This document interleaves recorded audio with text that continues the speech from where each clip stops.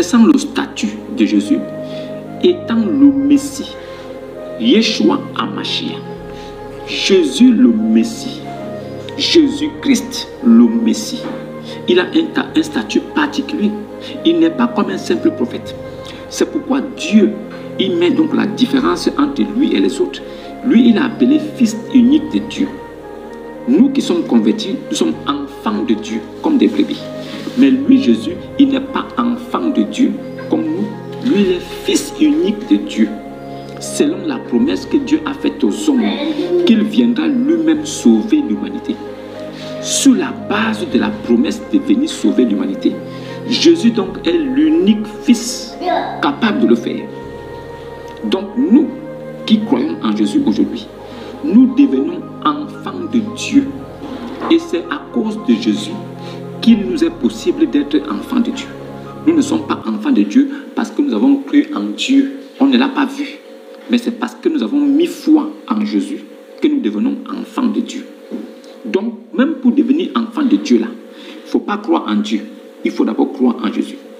Donc, il faut croire en celui qui est venu comme le Fils unique. Est-ce que vous voyez un peu? Je vais reprendre pour que vous compreniez, peut-être que vous ne comprenez pas. Quand on parle de Dieu, on dit Dieu signifie sujet d'adoration. Quand vous adorez quelque chose, cette chose devient votre Dieu. Si vous adorez une rivière, cette rivière devient votre divinité. Si vous adorez un fétiche, ce fétiche devient votre divinité.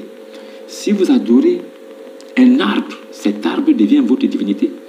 Mais si vous adorez le véritable Dieu que vous n'avez jamais vu, quelle preuve avez-vous que ce Dieu existe? Pour que vous puissiez adorer un Dieu, il faut que vous ayez la preuve, la certitude, que vous ayez confiance en l'existence de ce Dieu. Il faut qu'il y ait quelque chose qui dise en vous que ce Dieu est réel et qu'il est véritable. Mais pour qu'un Dieu soit réel et véritable, il faut qu'il s'est manifesté. Est-ce que les dieux que vous adorez aujourd'hui dans vos religions se sont manifestés un jour?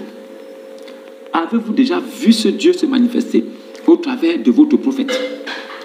Nous adorons un Dieu qui s'est manifesté au travers de son Fils unique. C'est au travers de Jésus que nous sommes devenus enfants de Dieu.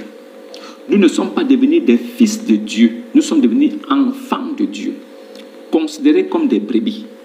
C'est parce que nous avons mis foi en Jésus. Ce n'est pas parce que nous avons mis foi en Dieu. Dieu, nous ne le connaissons pas. Donc, il n'est pas possible que nous puissions mettre foi en Dieu alors qu'on ne l'a jamais vu. Mais nous avons cru en Jésus, car c'est lui, Jésus, qui nous a révélé le Père. Parce que le Père étant inconnu, invisible, aucun homme n'a jamais vu sa gloire. Ce Dieu-là a donc donné son Fils. Et il savait qu'au travers du Fils, nous pouvons le connaître, lui, le véritable Dieu. Et le Fils est venu. C'est le Fils qui nous donne l'intelligence pour connaître le véritable. Donc, c'est à partir du Fils que nous avons connu Dieu. C'est le Fils qui nous a permis de connaître l'Éternel. Aucun homme ne connaissait l'Éternel, mais l'Éternel s'est laissé trouver par ceux qui ont accepté son Fils. Si tu acceptes Jésus, tu acceptes aussi le Père. Si tu rejettes Jésus, tu rejettes aussi le Père. Ceux qui prennent une autre doctrine et qui la mettent au-dessus de la doctrine de Jésus, ceux-là sont des impies, ceux-là sont des mécréants, ceux-là sont des... Comment vous expliquer ça? Des païens, mais des païens qui pratiquent. Parce que même les païens qui adorent des faux dieux, ils pratiquent quand même. Qui vous a dit que les païens ne pratiquent pas? Même ceux qui suivent des marabouts, ces marabouts-là pratiquent. Même ceux qui suivent des ngangas, des sorciers, ces sorciers-là pratiquent. Est-ce qu'on vous a dit qu'un sorcier ne pratique pas? Un sorcier aussi, il est dans ses pratiques. De la même façon que vous aussi qui suivez le véritable Dieu, vous pensez être dans des pratiques. Mais ceux qui disent qu'ils suivent aussi Dieu, eux aussi sont dans des pratiques. Mais sauf que leurs pratiques n'ont ni tête ni queue. Sauf que leurs pratiques ne sont acceptées du véritable Dieu. Sauf qu'ils pratiquent, ils font beaucoup d'efforts, ils se donnent à cœur joie, avec beaucoup de volonté et d'enthousiasme. Ils pensent trouver le Dieu dans ces pratiques, mais ils ne le trouvent pas. Ils ne trouvent pas Dieu dans ces pratiques. parce qu'ils sont concentrés à chercher Dieu. Mais parmi eux, il y en a que Dieu veut récupérer. Alors c'est au travers donc des apôtres, des prophètes, des pasteurs, des évangélistes et des docteurs que Dieu va se révéler à eux. Dieu va se révéler à qui il veut, car lui-même il sait à quel moment il doit te récupérer dans ta religion. Mais ne crois pas qu'il y a ou bien qu'il serait venu une autre religion en dehors de celle de Dieu. Il n'y a que Christ qui a donné sa doctrine. Et la doctrine de Christ est au-dessus de toutes les doctrines. Il n'y a pas une doctrine qui peut venir surpasser celle de Jésus. Les doctrines que vous avez aujourd'hui dans vos religions ne sont pas des doctrines de Christ. Et s'il faut détailler la chose, sachez que Christ là, c'est lui qui est l'Esprit éternel. Quand on vous parle de Christ, on vous parle en réalité de l'Esprit éternel. Mais comment vous pouvez voir l'Esprit éternel alors qu'il est invisible? L'Esprit éternel s'est rendu visible. L'Esprit éternel a voulu prendre corps. L'Esprit éternel s'est fait chair.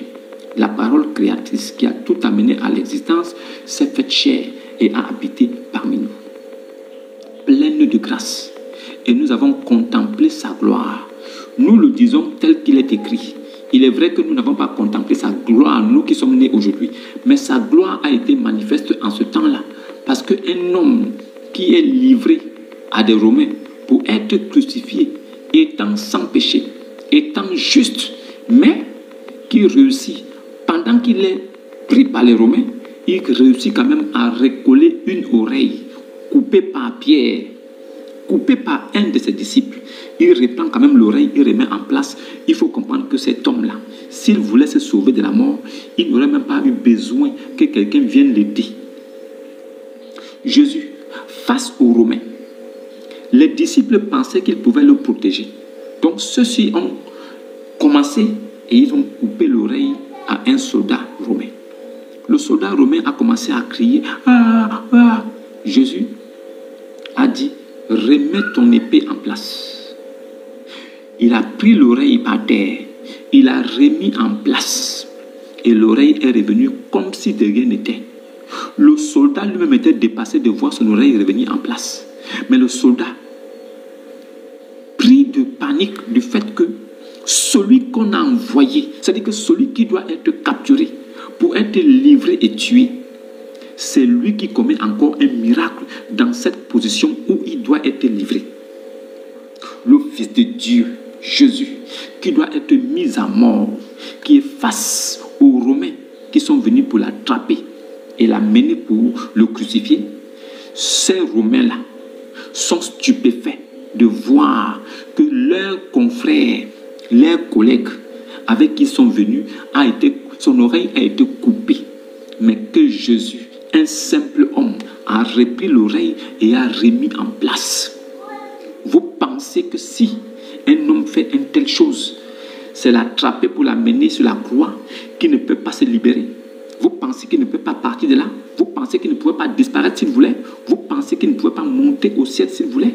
C'est parce qu'il était venu pour une mission spécifique. Il était venu pour accomplir un dessein. Il était venu pour ramener l'humanité dans la présence de Dieu. Il était venu pour réconcilier l'humanité avec la divinité. Son but était de réconcilier tout le monde. Voilà pourquoi il était venu.